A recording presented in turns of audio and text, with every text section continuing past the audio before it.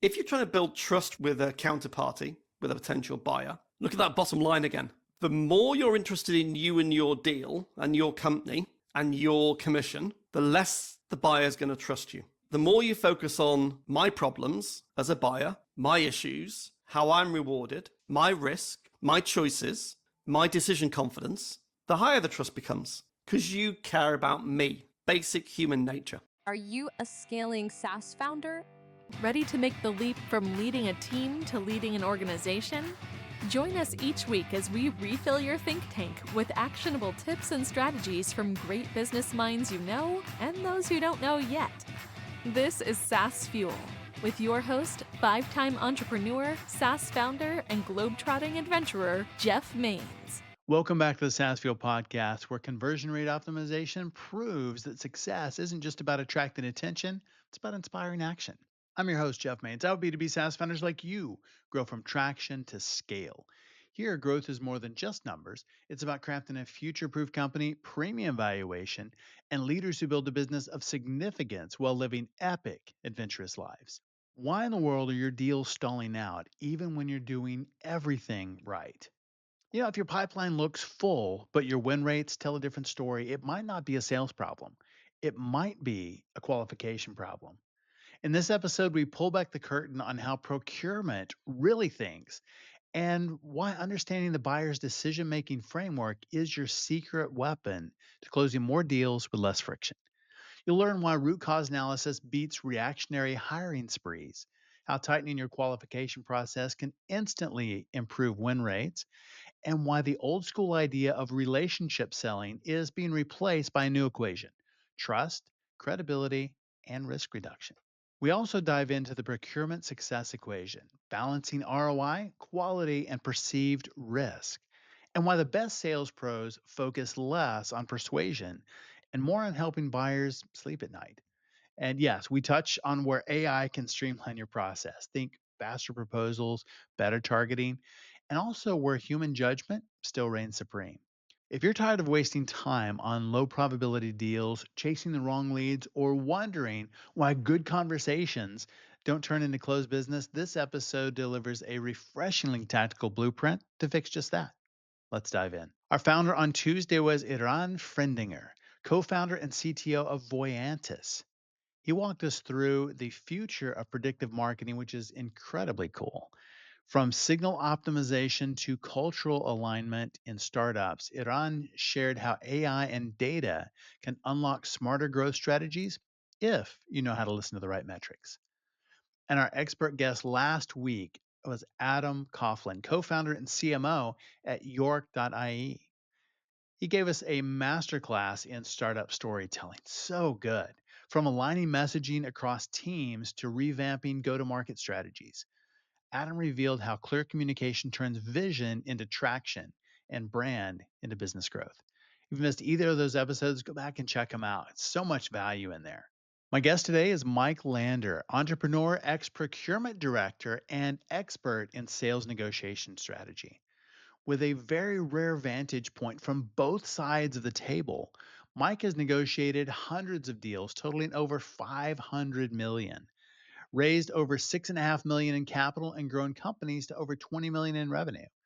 Today, he shares how sellers can win more profitable deals by better qualifying leads, understanding procurement's mindset, and reducing perceived risk. Whether you're selling into enterprise or just trying to close smarter, this episode is packed with frameworks that actually move deals forward. Welcome, Mike Lander. Hey, Mike, welcome to SaaS Fuel. Hey, Jeff, thanks for inviting me. Thoroughly looking forward to this. I am as well. Yeah, I love your background. You've been on both sides of the table, entrepreneur and procurement director. Yeah. And negotiating some really big deals, $500 million deals, and over the years, that's pretty impressive. What unique advantage do you think it gives you to have that experience, and how does that apply to sales today? It's quite interesting. If you look, so I'm an advisor now, and I'm an advisor to salespeople. So I'm an ex-procurement director who now advises salespeople about how to negotiate bigger deals with big corporate brands. And so people say, how are you different, Mike? And it's like when you talk to a marketing agency and you say to them, how are you different? They say, oh, it's our people, or oh, it's our methodology, or it's our unique IP, or it's our sector creds, or The reality is, for me, what makes me not unique, but very unusual is I'm an ex-procurement director who used to buy services, and now I work with service providers to help them sell and negotiate better. And I think ultimately what makes me unusual is that different perspective, as you say. I bring the perspective of what it's like to be a buyer, how we buy, why we behave the way we do, what our needs are, how we're incentivized, and that everyone says in business, so it's not personal, it's business. But it genuinely is. It's whenever I talk to a supplier, I'm not negotiating with an individual. I'm negotiating with an entity that we need to get a good commercial deal from. And they always say, oh, it's only about price. And I'm like, if you think that, you're probably at the wrong negotiating table. Because it's never just about price, as we know, Jeff, ever. If you get into a price discounting tit for tat with your buyer, you're in the wrong room. That's really interesting. What should we be talking about? Where should the discussion go instead of discounting? So it should be going towards what value you're creating. Because the reason that I discount normally is I perceive you as a commodity. Or I might perceive you as weak. Or I might just have at that time a desperate need to drive savings because of the economic climate or our corporate environment. And so I need to compare the price you're going to charge me for the services you're going to deliver and the value it's going to create. And I'll have in my mind, look, if I can generate a 10-to-1 return, we spend 100K with you, we see $1 million of benefit. I've now got an argument to go back to my CFO with. Right. But if it's 100K and that's what the market price is, Mike, I'll say, I don't really care what the market price is, to be quite frank. I want a high quality outcome. I want solid deliverables. I want a supplier that I can trust and work with. And we haven't got 100K. So you want to do a deal with me? Great. If you don't, that's fine. Others will. Sure. And that's part of the challenge as a seller is the buyer does have choice. It is an unfair advantage. The way that the game's set up is it's a not one-sided, but it's a biased-sided deal. Because I have choice. I've got maybe 3 or 5 suppliers. You're one of the 5. You really want the deal. I'm like, yeah, right. I really need a supplier, but I do have choice. There's a really interesting thing which hardly any suppliers would know about because it's a kind of procurement geek thing, but it's worth looking up. And it's called the Kraljic matrix. Kraljic, I think is the spelling. Okay. And so for your audience, let's say there's a salesperson there, they've got maybe an RFP and they're thinking about bidding, or they've got a consultative deal they're doing, but there's 2 or 3 other players sniffing around. Think about this, the Kraljic matrix. On the vertical axis is value to me as a buyer and an organization, i.e. what impact does this have on our business? A very big impact or a very small impact? So for example, if it generates $20 million of uplift in sales, that's a big deal. If it generates $3 million of EBITDA improvement, that's a big deal.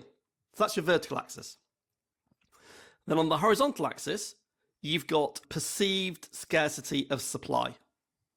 How many suppliers do I think there are out there that could do this thing that has a big impact on our business? So on the far right of that horizontal axis there's hardly any of you, maybe 2 or 3 suppliers that could do this credibly. Okay. And on the far left of that axis there are thousands. So imagine, Jeff, if you're looking to bid for something and the buyer thinks there's loads of you around, it's undifferentiated. It's a relative commodity. And it has a relatively low impact on our business. Small impact. Sure. You can't even correlate whether it's going to drive sales or profit. Well, I'll treat you as a commodity. And it'll be a race to the bottom. And you'll get none of my time. And you won't get time to build a trusted relationship because it's a transaction. If you look at the other side, top right-hand corner, loads of value created for us as an organization and very scarce supply. So if I really irritate you as a supplier and I'm inflexible and I won't build trust and I won't negotiate on terms and you walk away, I'm stuck. So I wouldn't do that, would I? I would collaborate with you. I would problem solve with you. I'd build empathy with you. I'd try and understand you better. If you mapped for any supplier where you are on that matrix, I reckon that most of your audience probably have 5 or 10% of deals in the top right and 90% of deals in the bottom left. And then they complain why procurement beat them up. It makes a lot of sense because that's really where we want to be, because that top right is really where you're strategic. Exactly. And scarcity is natural. It's not manufactured. It's not that there aren't other suppliers out there, but what's scarce is the value that you're delivering and the way that you articulate that. Yep. And that is what puts you up in that quadrant instead of being somewhere else. And your credibility, that you've done it before. Yeah. You've solved this problem before many times in my sector, with my peers, at this scale. It's like you've de-risked me. What a lot of suppliers get wrong is when they look at procurement people particularly is I built this thing called the procurement success equation, which was just me talking to a number of my colleagues in procurement about what are the broad things that we look for when we're talking to a supplier. And I'm an ex-engineer, so I like equations. So on the top line, you've got things like, yes, savings, you've got ROI, you've got quality, reliability, and you've got innovation, and you've got diversity, equity, inclusion, and you've got ESG. So those are the kind of things on the top of the equation. Okay. On the bottom of the equation, you've got one thing, which is risk. The more risk I see in the deal, the lower the success is for procurement and for our business. Makes sense. So your job as a supplier is A, understand the equation, and B, work out what procurement are interested in particularly, and C, manage the risk. No procurement person that's more evolved and has been around the block a while ever bought just on price. Any fool can buy cheap.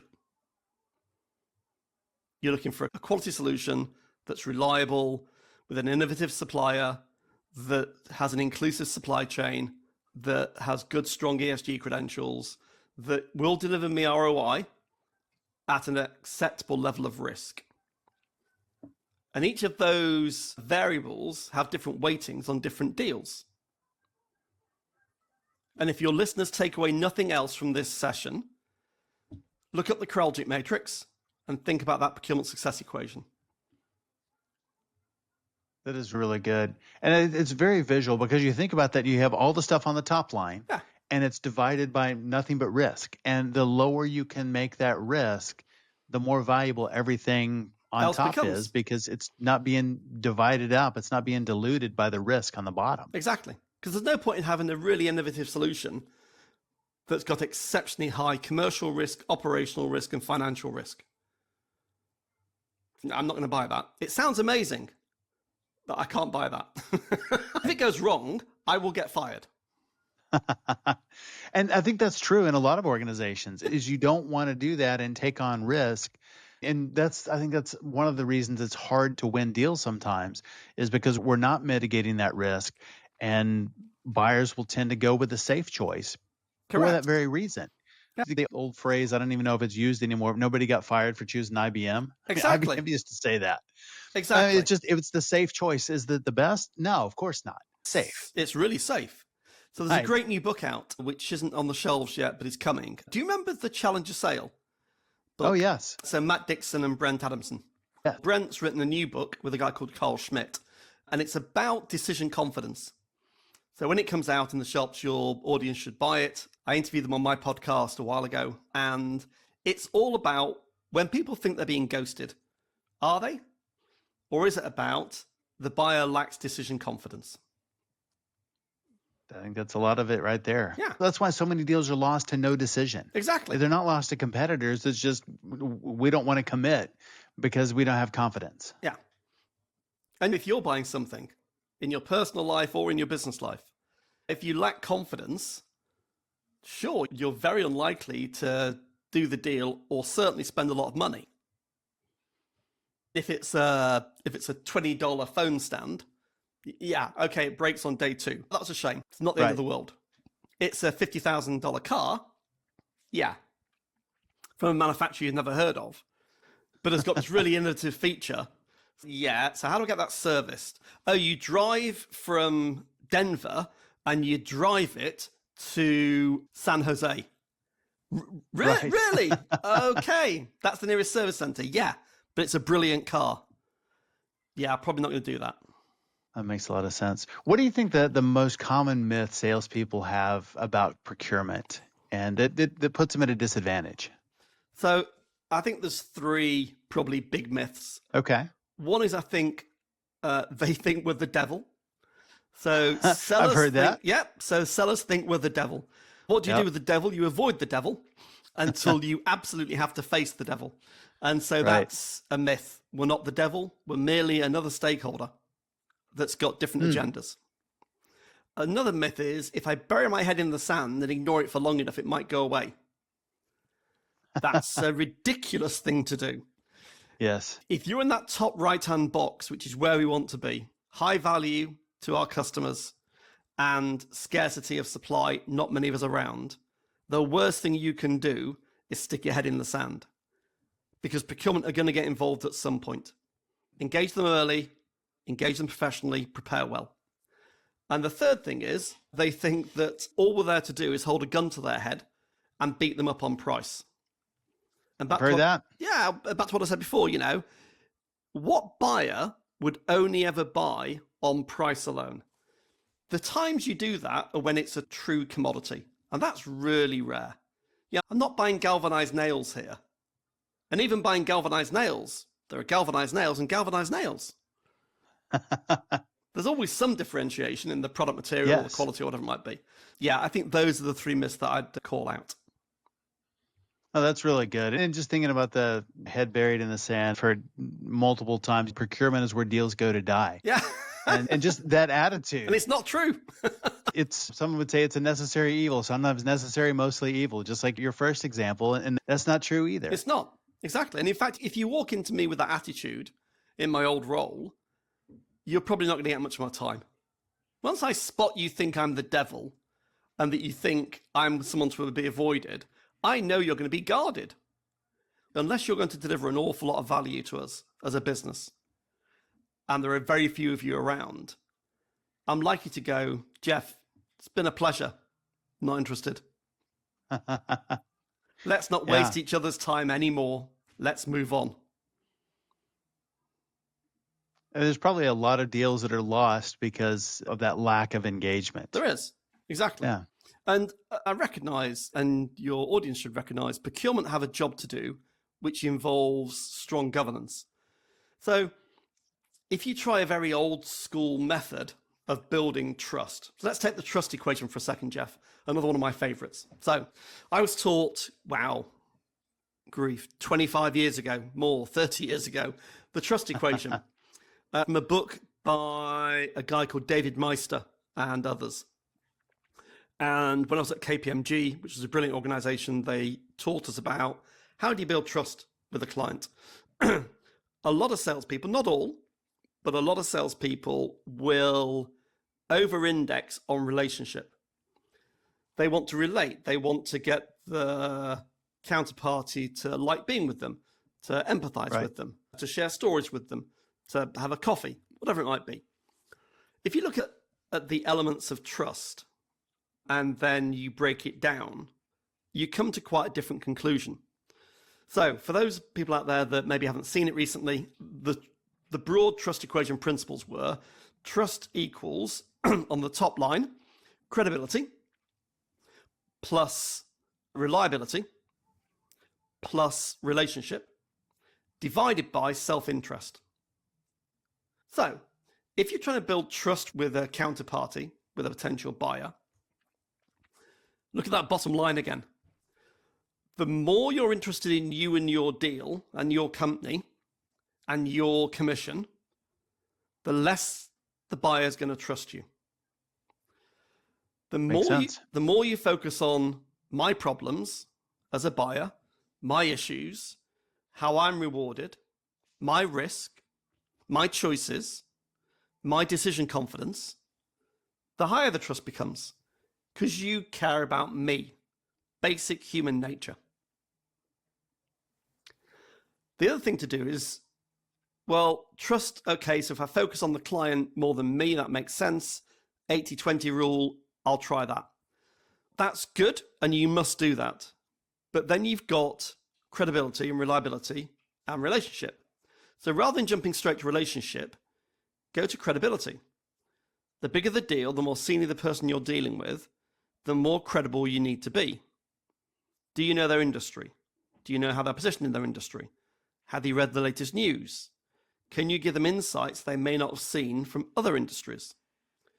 Do you understand how to solve the problems that they've got? Have you solved those problems before? If you can't do that, the further up the food chain you go in the buyer organization, the less time you'll get. So as you accelerate through to the C-suite, if you're not credible, you will bounce out of that chain really quickly, because they don't have time for you. It doesn't matter how good you are at drinking coffee or playing golf or whatever it might be. And the market, Jeff, has really changed. If I look at the last 20 years of selling, I think the market's changed dramatically. I remember deals back in the kind of 90s, 2000s, where I had friends in the technology industry, really capable salespeople, sales leaders, salespeople. And part of their job was to entertain. And they would go corporate entertaining. Yeah, ethically, there'd be nothing wrong with it. It was all declared. Sure. But they would go on the golf rounds, and they'd go to the races, and they'd go to the opera. And that was very common. If you look now, that's really rare. People don't have time. They're much more concerned about how that comes across. They're more concerned about bias and what that might introduce into the equation. So you haven't got that card to play anymore. And back to the decision confidence, even if you have built that kind of relationship and you do go playing golf and it does go really well, and you sell a piece of work and it's worth $500,000, but it screws up, they may get fired. And in this climate, 2025, Q2, it's a tough world, no matter where you are. Yes. And no matter where you are globally now, given what's been going on, it's a tougher world than it was in Q4 2024. So small mistakes have big implications. Ready to dominate your market and skyrocket your revenue? Dive into Small Fish Big Pond, delivering a world-class business that swims circles around competitors. This book is packed with powerful marketing and leadership insights guaranteed to transform your business and operate world-class. Small Fish Big Pond delivers proven strategies to sharpen your marketing message, deliver unmatched value to your clients, and guide your prospects' buying journey to one inevitable conclusion: that your company is the only solution for them. Inside, you'll find step-by-step frameworks and time-tested growth principles to attract your ideal clients, convert them, and then turn them into your passionate brand ambassadors. Grab your copy today in print, ebook, or audio at smallfishbigpond.com or on Amazon. Plus, remember, every book sale supports charity. All profits go there. Always have, always will. So dive in and make a difference. And it's really interesting to hear the perspective that, and just to think about the relationship, because I remember when deals were done like that, and it was, and I think a lot of salespeople do want to get to the relationship, but it makes a lot of sense, though, the way you're framing it is you really need to be credible first for them to give you the time in order to build that relationship. Exactly. You have to prove that you're worthy of the relationship investment. Yeah. And so there's a process to get there. It's not just show up and, hey, we're going to go play golf and you're going to like me. Exactly. There's definitely a lot more to it than that. There's got to be something, but there's got to be more depth. That has. I think. And people still buy from people. Absolutely. Yes. Categorically, absolutely. And the emotional aspect of the decision-making process shouldn't be underestimated. The way that you feel about a deal is still important. Yes. But to get to that, you have to have little self-interest, lots of interest in me. You have to be really credible. You have to reduce my risk. You have to do what you say you'll do when you say you'll do it. And I have to want to sit and work with you and build a relationship with you. As opposed to, I'm brilliant at golf. Just take an example. Let's go and play golf. It's a nice day. We'll get to relate to each other over a 4-hour golf session. That doesn't, I don't believe, that still works, sure. But the number of cases it works in now are far fewer. Makes sense. I think it's a mindset shift. Yeah. For the sellers, and just thinking about that and really focusing first on building that trust, building the credibility, reducing risk, and in turn that increases win rates. Exactly. And focusing more on them. When you see something in the news, when you read something, when you've got a thought leadership paper, send it to them. But don't just send them the paper. So for example, a bit of a magpie, I collect market research reports. I find them interesting. So I analyze them. And they're public papers, so you download something, someone's done some research of 100 people that are professional IT buyers, and it's giving you some conclusions. If you're selling to IT and you're looking to build a relationship over time, then what I would do is I'd get that report and I'd put it into ChatGPT and I'd ask it loads of questions. I get it to summarize it in a sensible way. And I'd give the website of the company I'm looking at, and I get it to put the insights into context, and then I'd send them a summary, no more than 1 page of A4 of that report that's 50 pages, plus the report. And now what you've done is, I care more about you than me. I've taken time to think through your context. I've sent you something I think is valuable, and I've summarized it for you. That's valuable in itself. Just every single one of those steps that you said has value, but then you put all that together and it's far more than just 1 + 1. Exactly. And then they come back to you and go, geez, Mike, that was helpful. Thank you. Yeah. And they send it on to one of their friends who's in a similar role in a different company. And they say, now they look like a hero too. Now they look like a hero too. And then they say, who's this Mike guy? He sounds quite interesting. And then you get these unintended connections. I think sellers, we have to be more patient these days. I sell as a living, you do as well. You sell your services, I sell my services. It does take longer these days, definitely. And you have to be patient and build trust and add value. Yeah. What's your framework for helping sales teams work fewer opportunities but close more deals? This is really interesting I think about, if you look at, so I'll cover deal qualification and I'll cover reasons for losing bids. If you look at, I was thinking about this the other day in the car, having dropped our son off at school, for some reason it was in my head. If you were a new sales director and you looked at the last 18 months, 2 years of data, and you went, we're missing quota. Okay, so why are we missing quota? Okay. So conversion rates are down. Okay. So I need more deals. Maybe. What the average order values are going down as well. You start looking at it, and I'm a big believer in root cause analysis. I'm an engineer by training. If someone says, you're a new sales director with missed quota, hit quota, if you address the symptom is with missed quota, I'll just go and fire a load of people, I'll hire a load of new people, and we'll just put more volume in, and we'll do loads of outbound. Well, yeah, it might work. It's possible. But you won't know why. And if it fails, you won't know why. And you'll get fired. If you go back through the root causes, all the evidence that I've got, and that's both with clients and talking to other people and looking at research, that one of the biggest causes of sales pipeline failure and conversion rate failure is poor qualification. You have a finite capacity of sales effort. That capacity has to find deals, qualify them, build proposals, do pitches, win deals. If you get your qualification criteria wrong, i.e. it's too broad, the filter's too broad, you let too many deals in that actually you can't win, or your sales capacity is tied up on deals that you're never going to win. And you'll find your conversion rate is down at 15, 20%. So it's It does take courage, but the right thing to do is say, let's go back to the ICP. Who's our ICP? Where are our case studies about the real value that we add, the big problems that we solve for clients?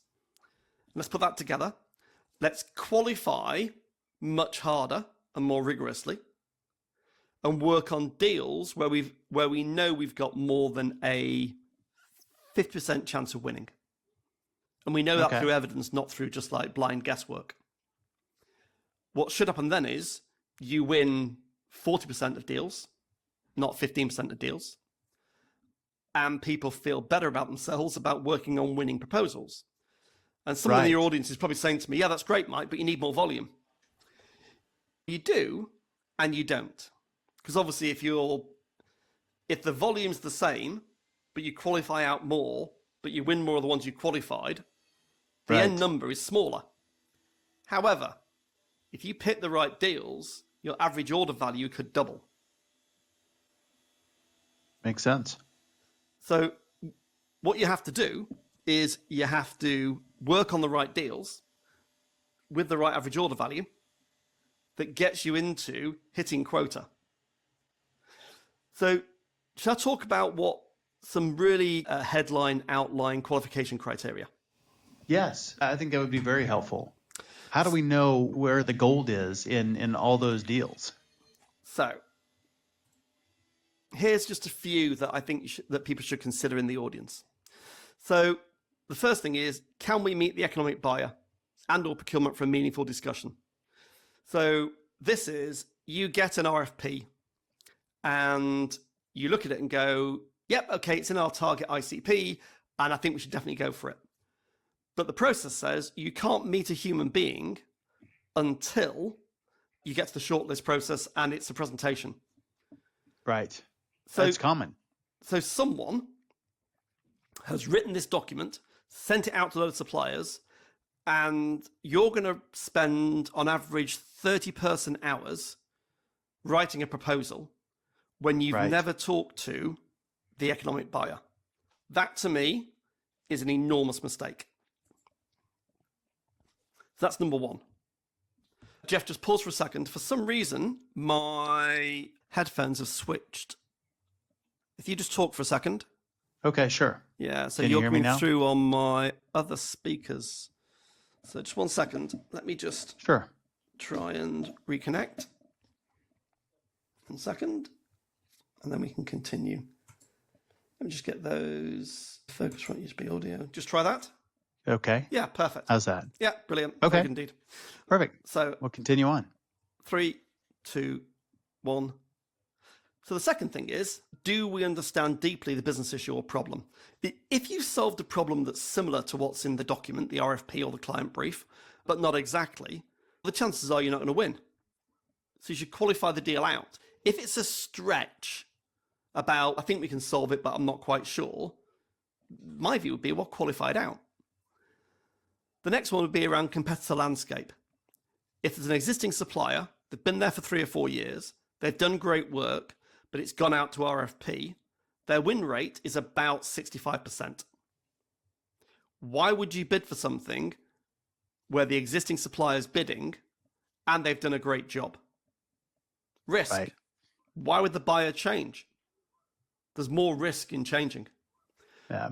So, And the reason for the RFP is probably they just want to collect some more bids so they can go beat up their current vendor on price. Exactly. Or maybe just they're testing the market. Yeah. But yeah, the win rate is going to be super low. Exactly. And none of those things are good, are they, Jeff? It's just No, wasting no. salespeople's time. A way to resolve that, by the way, is to have a blunt conversation with procurement, if they're leading the process, or the buyer, if it's the buyer leading the process, and just say, look, can I just check, Jeff, do you just need some benchmark data? And if you go, I'd like the proposals, but honestly, Mike, yeah, we're looking at what's going on in the marketplace. I'm like, that's great, Jeff. I'm very happy to help. Let me write you something that's really short, 1 page, about where the market is, what innovations happened, what people are doing with AI, what the expected price point should be, and who are some of the kind of like leaders in the marketplace. Would that be helpful? You're probably going to go, yeah, that'd be great. Thanks. I'd like a proposal as well. And I'd go, not doing that for you. I'll send you the document. I'm not writing a proposal. Now, back to credibility. You've built credibility with someone that might be a customer in the long term, but you've not wasted 30 person hours writing a proposal that you're never going to win. Other things, is it in your sector sweet spot? A lot of suppliers would have varying views on this. My view as a buyer is, I want you to know our sector really well and that you've solved this problem in our sector. And the reason is, when you meet my people, if you win, if you've worked, for example, purely in public sector and we're in investment banking, your people are going to bounce off the sides of our culture. They just are. Yes. So that isn't going to work.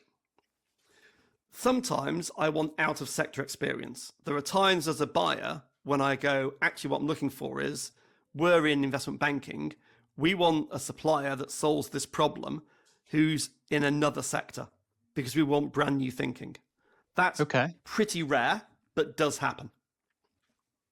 The obvious questions, ones that all salespeople obviously should know, is why are they considering changing from the status quo? If when you read this document, you can't work out why they're changing from the status quo, there's a problem.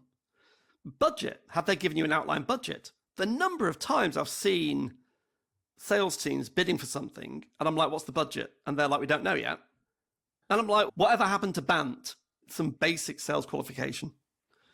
Selection criteria. This is a great one. So I'll finish on the selection criteria. If there's no selection criteria in the document you're reading, could be an RFI, could be an RFP, could be a client brief, could be a discussion you've had. If there's no selection criteria, then I recommend you get a conversation with whoever the buyer is and say, we noticed you've not got selection criteria in the outline scoping document. What we find is, in our experience, in your sector, with problems like this, people tend to use the following 5 selection criteria. Do those resonate? I like that. So you're not telling them what they are, but you're saying people like you that have problems like you tend to select suppliers based on these kinds of criteria. And you'll suddenly find people going, that's really interesting. Actually, out of those 5, 3 are very relevant. One of them's really relevant. So you're effectively doing more discovery. You're deepening your understanding of the client's problem and what their priority is.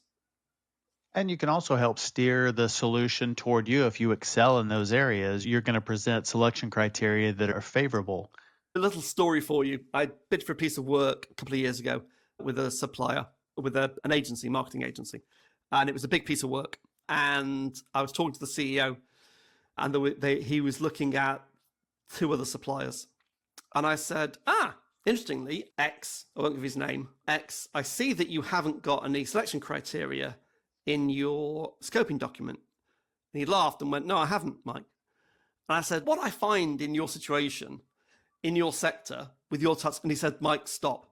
He said, that's precisely how I sell. And he laughed and said, brilliant. That's good. He did. It was good. And sure enough, he said, yeah, you've pretty much picked our selection criteria. You've missed one thing. It's this.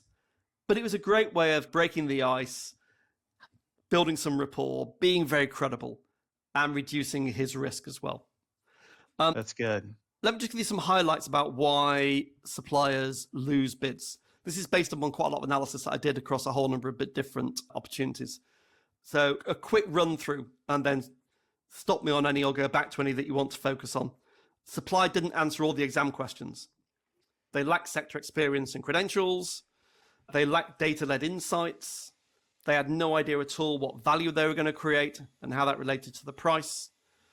Poor structure. It was impossible to read. No signposting in the document. No executive summary. They clearly rushed it at the last minute. Couldn't work out what the differentiation was. And they had no idea how they were going to do data reporting. What do you think of the list? Wow. I think there's some work to be done. Exactly. And those are all based upon real clients I've worked with. Wow. Proposals that I've seen that they've lost. I've got a framework that I use of, I know it's about 50 odd questions now in categories. And I take that and I look at their proposal, I look at the RFP, and I compare the two, and I use my framework, and I tick it all back, and then I give responses. So all of that is based around quite a lot of evidence-based research. Not huge volumes, but enough for me to go, yeah, they're pretty true. I think that's super helpful to have a framework and just really have somebody like you in our corner who has been there before and really understands what that process is like from the other side. Yeah. And having seen lots of deals. Exactly. And when to strategically walk away from RFPs. I think that is something that is hard to do. Yep. Because there's always a chance. And I think that's just from a salesperson's perspective. Hey, I found this deal and there's a chance. Even if there's 1%, we should respond because you never know. Or it's a huge deal. Exactly. Or it's a household name. So I was talking to a guy called Blair Enns, who some of your audience might know, a while ago. And he was talking about, if you looked at, let's say there's a piece of work and there are 5 suppliers bidding for that piece of work. We were talking about this interactively. And he said, so of those 5, Mike, how do you find them? I'm like, 1's the incumbent, assuming they've done a great job. 2 of those suppliers are ones that we know really well, or we've been referred to, or we've worked with before, but they're really credible. And then there's 2 outliers, and the outliers are from the internet in some way, shape, or form. And he's, yeah, absolutely. And so he said, when you work those numbers through, if you're not the incumbent and you're not one of the second 2, so basically now of those 3 suppliers, you're in position 4 and 5. If you're in position 4 and 5, your win rate is less than 5%. I believe it. So Jeff, let's say you're the CEO of this business, a services business, and this opportunity's come in and it's one of the 5% ones. And you know that instinctively. But the pipeline's weak, you're behind quota, blah, blah, blah. And you say to the team, let's bid for it. Let's say over a year, you do 20 of them and you win one. Okay. And the one you win is with, I don't know, Walmart. And you go to the team, see, I told all of you, we can win. When we focus our minds, we can win. Yeah, but unfortunately, Jeff, we lost 19. And those 19, on an average of 30 hours per, is circa 600 person hours of wasted sales effort on things we could never win. Why did we do that? I think it's a lot the same principle as going to Vegas and playing slot machines. Yep. Yeah, you might win, and then what happens is you win one. Yeah, and you go, and maybe it's little. Whoa! Well, yeah, now we got to do more because we won something. See, I told you it would work. Exactly. And what do they say? The house always wins. And that's because the house always does win. That's true. That's true. Or else it wouldn't exist. It wouldn't exist as a business. But yeah, so I think there are obvious signs about when you qualify a deal that gives you a better than 50% chance of winning, for sure. Yes, definitely. Hold on one second. I got dogs barking here. That's okay. Our dogs are downstairs barking. I don't know if you can hear it or not. I heard a very faint bark in the background. Yeah. Okay. We'll give it just a minute. All right. I think we're good. With AI automating more sales and process procurement workflows, what do you think can be replaced, and where should human sellers continue to focus their energy or maybe double down? That's a good question. I would say there's bits of RFI and RFP work which are repetitive. So like cred decks, building cred decks out of 100 slides or 200 slides or a bank of 1,000 slides. I think AI can be pointed at that problem and save salespeople a ton of time. It's a good idea. So I think that's definitely one. I think qualification. So I think you can build a qualification framework within an agentic AI solution, and you can point the RFP at the agentic AI solution, give it your context in its knowledge store, and then ask it, should I bid or no bid? And it doesn't mean that's the right answer. Then you put human in the lead and go, now let's dig into this a bit more. Right. Because it will give you, which should give you, if you've built it correctly, a score out of 10 for each of the criteria, the weightings that you've applied, and also a description about why it scored it in a certain way. And then you can start to have a discussion. I think that's a very good use case. I think anything that can be repeated.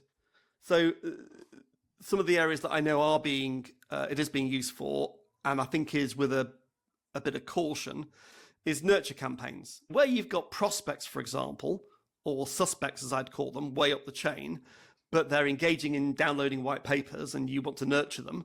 Having automated sequences that are AI driven that give more context to the nurture in a segmented list, I think that's probably a good use, as long as you check it. Although on LinkedIn today, one of my friends posted something saying he just received an inbound sales message. He works for a company that's got dairy in the title of the company. And the inbound sales message was, "Dear X, in the milk industry at the moment, there's a massive problem with Y." What the AI hadn't worked out is they're a marketing agency, not a dairy farmer. That's funny. And that's a great example of when AI gets it wrong. Yes. So yes. Always human in the lead. I wouldn't automate your nurture sequences to the extent whereby you leave it to do it by itself. So I think all those are good examples of things that salespeople should be using AI for to improve efficiency. Absolutely. Building proposals, first drafts. Yep, I think that's a good example. It's quite hard to do. I've tried that. Not impossible, but it's quite hard to do. You need real deep expertise to be able to do that, because often for higher value deals, the proposal is much more creative. If it's a tick box exercise and you're bidding for lower value items that are more commoditized, it's great. So I think all those are good examples. I think where you still need human in the lead is building a creative sales proposal, and I've written God knows how many in my time, does take at the moment human, general, and specific intelligence. And it requires deep insight and tacit knowledge about what works and what doesn't work. So I think all of that is very much human-led. I think another thing that AI could be good at as well is getting it to score your draft proposal against the initial RFP. Use it in a safe environment, i.e. a private LLM environment, whereby you've got safeguards in place. You can put the client data in, you can put your own data in, you can ask it to compare the two and give you what questions haven't I answered? Which questions didn't I give any evidence for? All that kind of stuff. Yeah. So I think there's loads of great stuff that AI can do to help salespeople be more efficient, help them focus on the right deals, and get salespeople to do what they should be doing best, which is working with prospects, bringing credibility and insight, delivering what they say they deliver, focusing on the client, and yes, building relationships. So good. Do you think there's a day where proposals come from AI and are answered by AI, and you got AI agents going back and forth negotiating these things? Or Yeah. So I painted Armageddon to a big conference a while ago, and I said, what Armageddon looks like for AI is procurement use AI to generate the RFP. All the suppliers use AI to write their proposals. Procurement use AI to mark the proposals and generate a score. And procurement use AI to select the supplier and then negotiate the contract. And the supplier negotiates the contract using AI as well. So there's no human in the loop at all, ever. Chaos. And I suspect that would be disastrous, monumentally disastrous. And what would happen is procurement would sit down and go, maybe we need to go back to meeting people and having discussions. Imagine that. So imagine it could destroy the RFP industry. There's a thought. Yeah. Where can people learn more about you online? Best thing probably is 2 places, probably 3 if I can give you 3, Jeff. Of course. 1, go to LinkedIn. I'm always on LinkedIn. So Mike Lander on LinkedIn. 2 is my podcast. Like you, I've got a podcast. So Higgle, the B2B Sales Club podcast. And 3, I have a newsletter. So people can sign up to the Insight series that we've got on our website, which is piscari.com. But broadly, I'm on LinkedIn. Find me on LinkedIn. Outstanding. We'll make sure and link all of that in the show notes. Mike, such a great conversation. Thanks for being on SaaS Fuel. Pleasure. Really enjoyed it. Thanks for inviting me, Jeff. Thanks again, Mike, for coming on the show and sharing your insights and resources. You can learn more about Mike and his company at piscari.com. piscari.com, piscari.com. As always, all links, highlights, resources, and full show notes are available at saasfuel.com. And be sure to check us out on YouTube as well. We have full video episodes, training, shorts, outtakes, lots of stuff over there for you. Thought leaders share. I'll bet you're one of those. Share this episode with someone who is shaping culture or building teams, and I'll bet it prompts a discussion. Everyone who shares this week gets a branded fidget spinner that generates Series A funding energy every time you nervously spin it. What happens when a CTO starts building companies at 14 and ends up scaling marketing systems used by hundreds of millions? Next week, we sit down with Lior Weinstein, fractional CTO and CRO, who's helping $20 to $100 million companies accelerate with tech that actually works and grows. After that, cybersecurity, startup scaling, and culture leadership with Warner Moore, founder of Gamma Force, and strategic executive behind several multi-million and billion-dollar exits. I will see you next time, and as always, enjoy the journey. Thanks for listening to SaaS Fuel. Full show notes for each episode, which includes a summary, key takeaways, quotes, and any resources mentioned, are available at saasfuel.com. Be sure to follow and subscribe wherever you listen to podcasts. And if you're enjoying the content and getting value from these episodes, please leave us a rating and review at ratethispodcast.com/SaaSfuel. We'll be sure to read these out on future episodes. Let's go!